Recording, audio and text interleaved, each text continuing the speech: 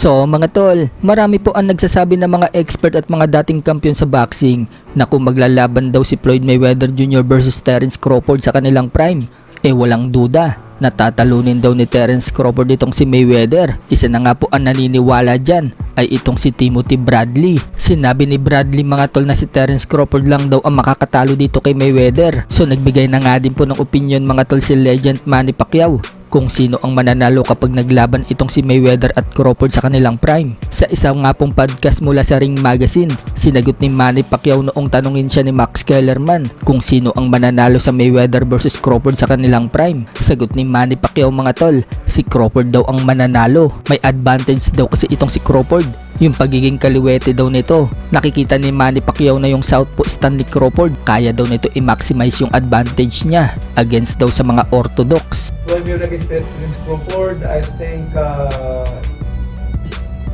Terence Crawford. Natanong nga din po dyan si Manny Pacquiao kung sino daw ang mananalo kapag naglaban itong si Juan Manuel Marquez versus Naoya Inoue sa prime nila. Mabilis nga pong sinagot ni Manny Pacquiao na si Inoue daw ang mananalo. Kaya daw ni Inoue na umikot-ikot sa ring at counterin itong si Marquez. Magaling daw kasing counter puncher itong si Inoue. Kapag counter puncher daw yung kalaban ni Marquez, hindi daw ito mananalo. Giit naman ni Manny Pacquiao noong makalaban niya si Marquez. Yung style daw kasi niya, agresibo. Kaya siya natalo ni Marquez sa panghuling laban nila. Giit ni Manny Pacquiao, fighter daw siya at ayaw daw niya ma-disappoint yung mga fans. Yung naghihintayan lang daw sila ng kalaban niya. Ayaw nga daw niya marinig sa mga fans yung sigawan ng boo. Juan Manuel Marquez against Naoya Inoue.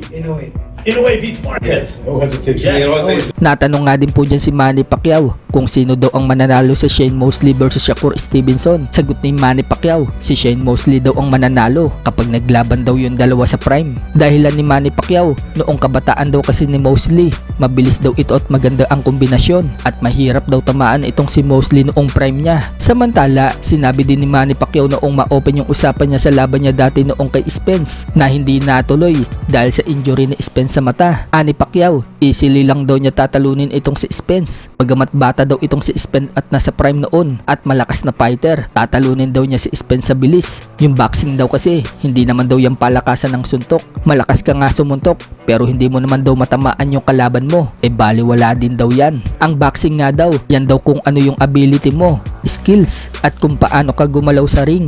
Yan daw ang naging sekreto niya kaya siya naging 8 Division World Champion. At pinagmalaki ni Manny Pacquiao mga tol na yung pagiging 8 Division World Champion, hindi daw yung ganong kadali makuha. Hindi daw katulad ng mga undefeated fighters. Marami daw ang nagre-retiro ng walang talo.